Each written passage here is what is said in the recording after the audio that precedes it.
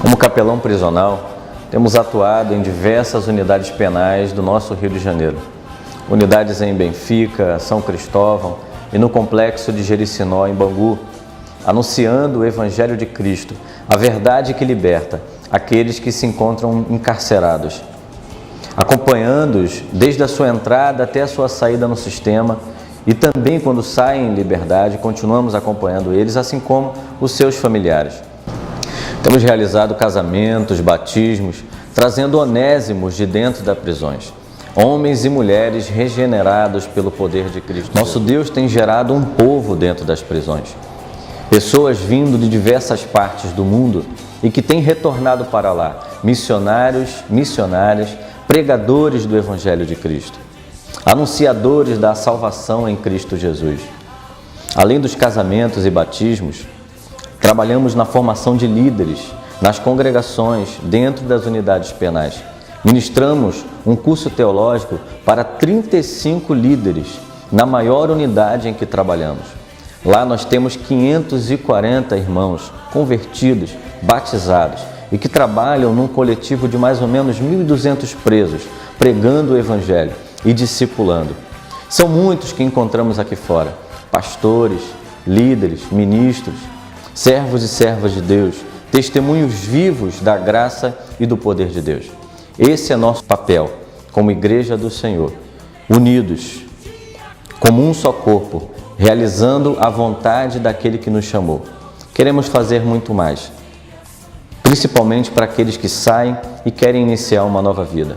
Formação profissional, oportunidades de emprego, para que eles possam ser esse testemunho vivo na nossa sociedade, mostrando como o poder de Deus opera dentro das prisões, libertando os encarcerados.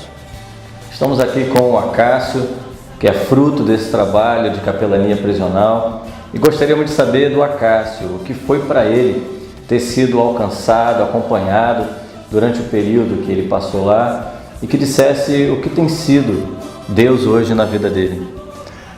A paz, a graça esteja com os irmãos.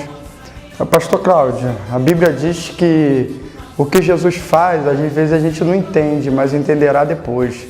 Às vezes a gente não esperava passar por situações difíceis como essa, mas naquele momento em que eu cheguei no cárcere, pensando até mesmo e não sabendo o que me esperava lá, foi no momento em que eu vi, em meio à dificuldade, em meio às tribulações, em meio às aflições lá, ao ponto de eu mesmo pensar que não haveria mais chance de eu me recuperar, de eu me ressocializar, e já pensando até mesmo em tirar minha própria vida. Isso aconteceu por diversas vezes, por causa da falta de esperança naquele lugar, onde eu fiquei 3 anos e 4 meses encarcerado, preso naquele lugar. Foi num momento então de dificuldade em que o Evangelho chegou até a minha vida, em que os irmãos conseguiram romper com a descriminalização, com as dificuldades em que a igreja até mesmo tem dentro do seu núcleo, porque às vezes alguns que estão dentro da igreja não acreditam na nossa ressocialização lá dentro, mas ainda tem pessoas como na Junta Batista Carioca, e como também outras igrejas que continuam a fazer a obra do Senhor e levar o Evangelho naquele lugar.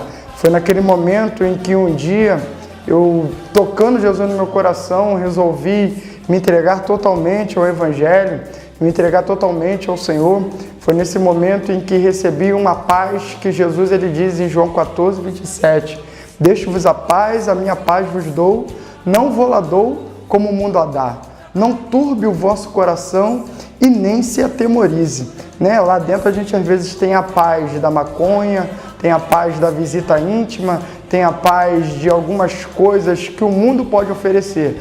Mas só a paz de Cristo tirou o medo, só a paz de Cristo tirou a vontade de tirar a minha própria vida, só a paz de Cristo pôde mudar a minha existência.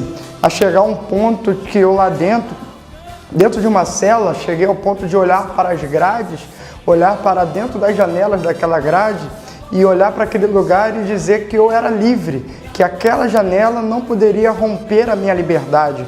Porque a Bíblia diz, aonde está o Espírito do Senhor, aí há liberdade.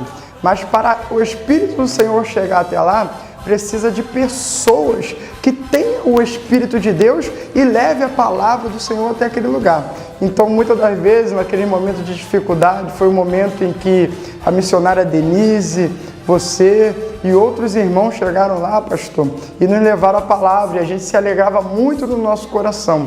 E muito mais do que isso, saímos de lá com a vida restaurada e com a salvação. E chegando aqui fora, né, ainda tivemos um encontro com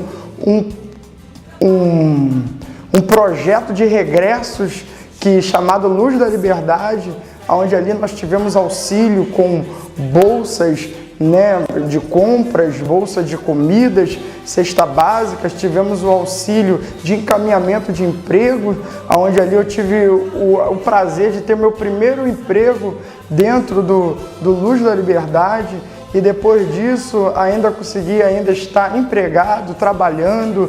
Hoje na minha igreja fui ungido, consagrado a evangelista, estou com a vida restaurada, casei, minha esposa, graças a Deus, é uma bênção, uma missionária na mão do Senhor, que não me deixa ficar parado, me chama para ir evangelizar nas favelas, nos morros, onde muitas das vezes a gente já tem entrado dentro do Jacaré, entrado dentro do Quitanda, que fica perto da Pedreira, já fomos em outras favelas como o Acari, favelas como Castelar e outras, 1000 outras, aonde muitos não chegaram, mas graças a Deus, a palavra de Deus está em nós e conseguimos levar a palavra de Deus até essas pessoas.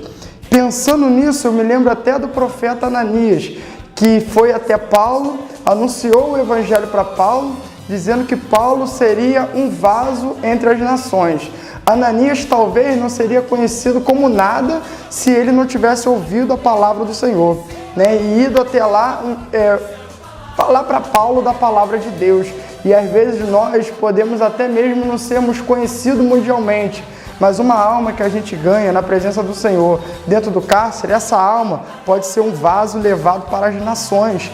E lá no meio das nações ela pode lembrar, foi um missionário, foi uma missionária que me levou a palavra e hoje eu estou aqui liberto, pregando por todo mundo. E isso nós devemos sempre lembrar, guardar no nosso coração, porque a palavra do Senhor, ela nunca voltará vazia, pastor Cláudio. Amém, graças a Deus. Obrigado, Cássio, pela sua participação, pelo seu testemunho.